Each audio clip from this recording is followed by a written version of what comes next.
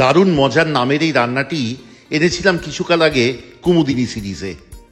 যারা দেখেছেন এবং যারা দেখেননি তাদের দুজনের জন্যই ফিরিয়ে আনলাম এই রান্নাটি আবার এই পুজোর মরশুমে। যে কোনো দিন একদিন লুচির সাথে সকালবেলা বা বিকেলবেলা করে খেয়ে দেখুন, দেখবেন খুব আনন্দ পাবেন। নমস্কার। সময় যখন কথা বলে, ইতিহাস তখন হয়ে থাকে তার নির্বাক শ্রোতা। সময় যখন ঘটনাবলী সাজায়, ইতিহাস তখন হয়ে থাকে তার নির্বাক দর্শক। যেহেতু ইতিহাস নির্বাক, সেই জন্যই বুঝি এমন অনেক মানুষ যাদের নাম সোনার আক্ষরে লিখে রাখা উচিত ইতিহাসের পাতায় পাতায়, তারা হারিয়ে যান, ফুরিয়ে যান, মিলিয়ে যান কালের গর্ভে। আমাদের অতি দুর্ভাগ্য যে আমরা আজকে এমন এক মানুষের গল্প বলবো আপনাদেরকে, যেই মানুষটির কর্মকাণ্ড যদিও পশ্চিমবঙ্গ এবং বাংলাদেশ জুড়ে ছড়িয়ে আছে, কিন্তু যদিও তিনি বাংলাদেশের সর্বোচ্চ নাগরিক সম্মানে সম্মানিত, এদেশের অনেক মানুষ তার নামটুকু অবধি জানেন না, মনে রাখেননি তাকে। সেই দিক দিয়ে দেখতে গেলে সময় অতি নিষ্ঠুরও বটে। লস্ট অ্যান্ড রেয়ার রেসিপিজের কুমুদিনী সিরিজের 4টি পর্বে আপনাদের সবাইকে স্বাগত জানাই। যে মানুষটির গল্প বলবো তার নাম রণদা প্রসাদ সাহা। রণদা প্রসাদ সাহার সাথে কি সম্পর্ক কুমুদিনীর, কেমন ছিল তার জীবন যা কিনা গল্প বা চলচ্চিত্রকে হার মানাবে, কেমন ছিল তার চরিত্র যা গল্পের নায়ককে পিছে ফেলে দেবে, সেই সব গল্প বলবো এবং আনবো তার পরিবারের 4টি অনবদ্য রান্না যা পেয়েছি তার পুত্রবধূ শ্রীমতী সাহার সৌজন্যে। বহুদিন আগে একটি প্রতিবেদন পড়ি প্রথম আলোয়। সেখানে শ্রীমতী সাহা নিজে গল্প বলছেন এবং তার সাথে বলছেন একের পর এক রান্নার কথা। দেখে চমৎকৃত হই এবং তারপর আরও বেশি চমৎকৃত হই যখন রণদা প্রসাদ সাহার সম্বন্ধে পড়তে আরম্ভ করি। আজকে প্রথম পর্বে গল্প তো বলবই, তবে তার রান্নার ফাঁকে ফাঁকে। তার আগে আনবো প্রথম রান্নাটি, যার নামই অবাক করে দেয়, শ্বশুরমশাইয়ের লুচি চচ্চড়ি। চলুন শিখি।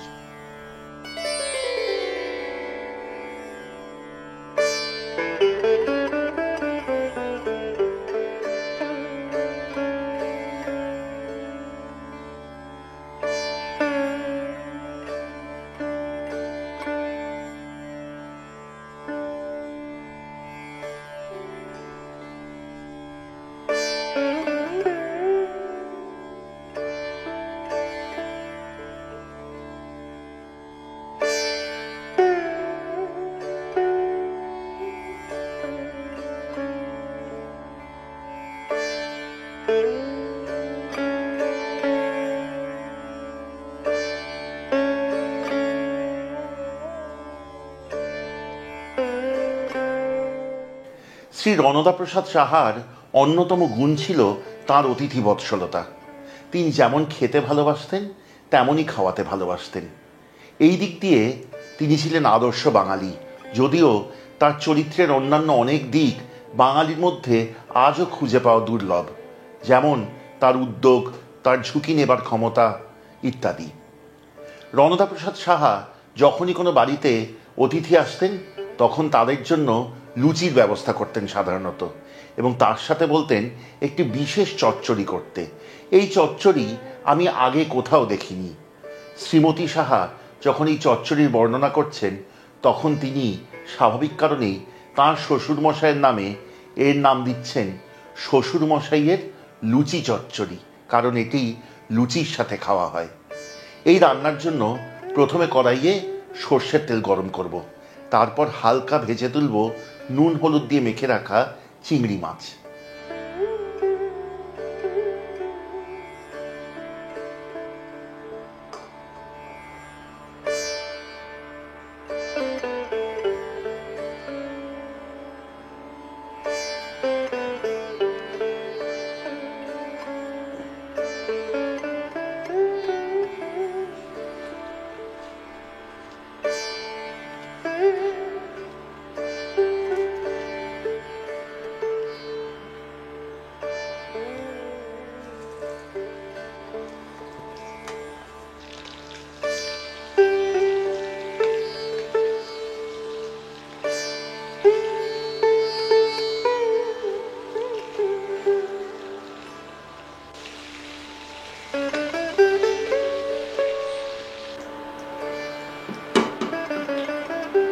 এবার অবশিষ্ট তেলে ভেজে নিন আলু।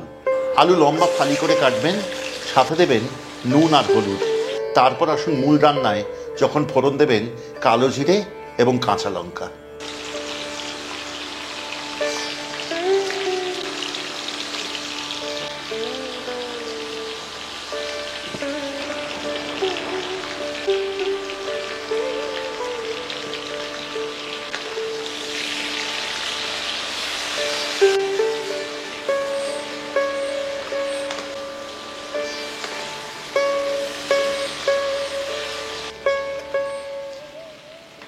এই পর্যায়ে আলু কিন্তু ভাজতে হবে বেশ নরম করে। যতক্ষণ আলু ভাজা হচ্ছে, আপনাদের সাথে শুরু করি শ্রী রণদা প্রসাদ সাহার গল্প বলা। ওনার জন্ম হয় 1896 সালের 15ই নভেম্বর বাংলাদেশে, ঢাকার কাছে সাভারে। সেখানে ছিল ওনার মামার বাড়ি। ওনার পিতা শ্রী দেবেন্দ্রনাথ সাহা পোদ্দার এবং ওনার মাতা কুমুদিনী দেবী। রণদা প্রসাদ সাহার মা কুমুদিনী দেবী মারা যান যখন ওনার কেবলমাত্র 7 বছর বয়স।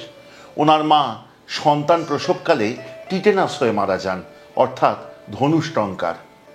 এরপর ওনার পিতা দ্বিতীয়বার দ্বার পরিগ্রহ করেন এবং বিমাতার কাছে, অর্থাৎ সৎমার কাছে রণদা প্রসাদ সাহার জীবন খুব দুঃখে কষ্টে অভাব অনটনে কাটতে থাকে। মাত্র 14 বছর বয়সে তিনি বাংলাদেশ থেকে পালিয়ে আসেন কলকাতায়। কলকাতায় এসে তিনি প্রথমে মুটেগিরি করে এবং তারপর হকারি এবং একটি ক্যান্টিনে কাজ করে সামান্য উপার্জন করতে থাকেন। সেই উপার্জনের খানিকটা তিনি ব্যয় করতেন নিজের ওপর এবং খানিকটা জমাতেন কে জানে ভবিষ্যতে কি আছে সেই কথা ভেবে। তখন কি তিনি জানতেন যে তিনি কালে কালে এমন মানুষ হবেন যে তিনি কেবল নিজের ভবিষ্যতই নয়, ভবিষ্যৎ এঁকে দেবেন উজ্জ্বলভাবে হাজার হাজার লক্ষ লক্ষ মানুষেরও।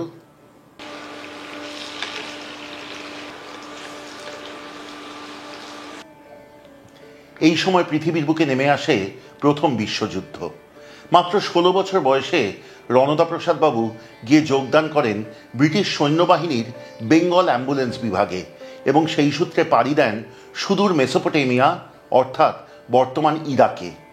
সেই সময় সেই স্থানে একটি হাসপাতালে ভয়াবহ অগ্নিকাণ্ড ঘটে। সেই অগ্নিকাণ্ড থেকে তিনি বাঁচান বেশ কিছু রোগী এবং তার সাথে বেশ অনেকজন ব্রিটিশ সৈন্যকে। এর পুরস্কার স্বরূপ তার ভাগ্যে আসে দুটি জিনিস। প্রথমত, কর্মক্ষেত্রে হয় উন্নতি এবং দ্বিতীয়ত, এই গল্প শুনে তৎকালীন ব্রিটিশ রাজা জর্জ পঞ্চম, অর্থাৎ জর্জ দ্য ফিফথ, তাকে ডেকে পাঠান সাম্মানিক পদক প্রদানের জন্য। আলু ভেজে নরম হয়ে এসছে, এবার তা তুলে সরিয়ে রেখে আসবো রান্নার পরবর্তী পর্যায়ে। এবার অবশিষ্ট তেলে ফোড়ন দিন কালো জিরে এবং তার সাথে মাথা চেরা বেশ কয়েকটি কাঁচা লঙ্কা। অল্পক্ষণ ভেজে নিন যতক্ষণ না কালো জিরের সুগন্ধ বেরোবে। এরপর যোগ করুন একে একে অন্যান্য সবজি। প্রথমে দিন টুকরো করে কাটা কচু। এই রান্নাটি করার সময় কিন্তু খেয়াল রাখবেন এখানে মুখী কচু ব্যবহার করতে হবে, মান কচু নয়। এবং আরেকটি জিনিস, এই রান্নার কিন্তু বেশ কয়েকটি প্রকারভেদ আছে। শ্রীমতী দেবী বলছেন যে যদি চিংড়ি মাছ হয় চিংড়ি মাছ, নয়তো মলা, কাজরি ইত্যাদি যে কোনো ছোটো মাছ ব্যবহার করতে পারেন এই চচ্চড়ির জন্য, স্বাদ খুব সুন্দর হবে। এছাড়াও যদি শীতকাল হয় তাহলে শিম, মূলো ইত্যাদি সবজিও ব্যবহার করতে পারেন। বেগুন তো এখন 12 মাস পাওয়া যায়, আমি তাই বেগুন নিয়েছি, সাথে চিচিঙ্গা। এবং যদি আপনি মনে করেন তাহলে এর সাথে কাঁঠালের বীজ যোগ করবেন, যেমন আমি করেছি। কাঁঠালের বীজ সেদ্ধ করে খোসাটা ফেলে দেবেন, তারপর তা টুকরো করে নেবেন ছোট। এবার কাঁঠালের বীজ যোগ করে বেশ খানিকক্ষণ ভেজে নিন।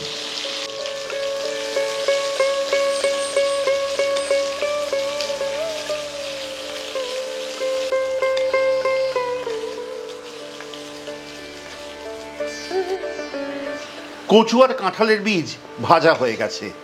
এবার এতে যোগ করুন পরবর্তী দুটি সবজি। প্রথমে দিন 150 গ্রাম পরিমাণ চিচিঙ্গা এবং তার সাথে দিন 150 থেকে 200 গ্রাম পরিমাণ লম্বা করে কেটে রাখা বেগুন। সবজি নরম হওয়া অবধি ভাজতে থাকুন। বেগুন এবং চিচিঙ্গা যোগ করার পর যদি দেখেন রান্নাটি খুব বেশি শুকিয়ে যাচ্ছে, তাহলে অল্প জলের ছিটে যোগ করবেন, যেমন আমি করলাম। এবার ফিরে আসি রণদা প্রসাদ বাবুর গল্পে।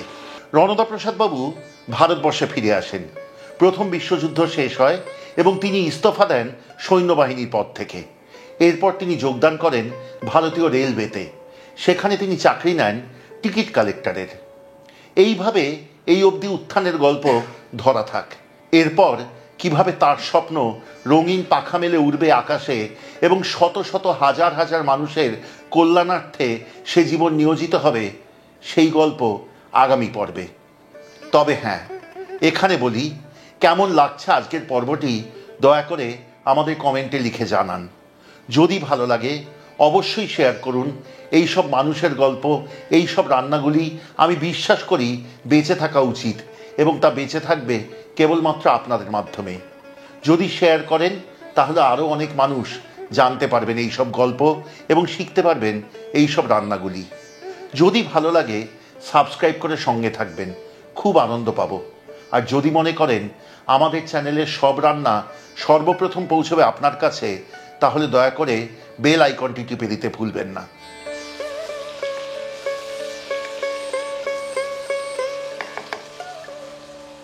সবজি মজে এসছে। এবার এতে যোগ করব আগে থেকে ভেজে রাখা আলু, আগে থেকে ভেজে রাখা চিংড়ি মাছ এবং স্বাদ অনুযায়ী নুন। তবে মনে রাখতে হবে আলু এবং চিংড়ি মাছ ভাজার সময় কিন্তু আমরা নুন যোগ করেছিলাম।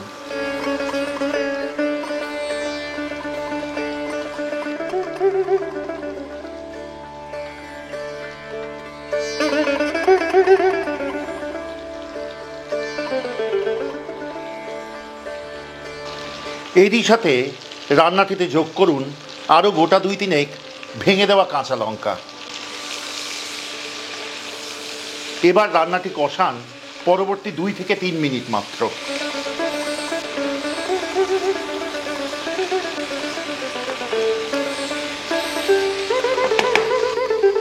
রান্নাটি কিন্তু শেষ হয়ে এসছে।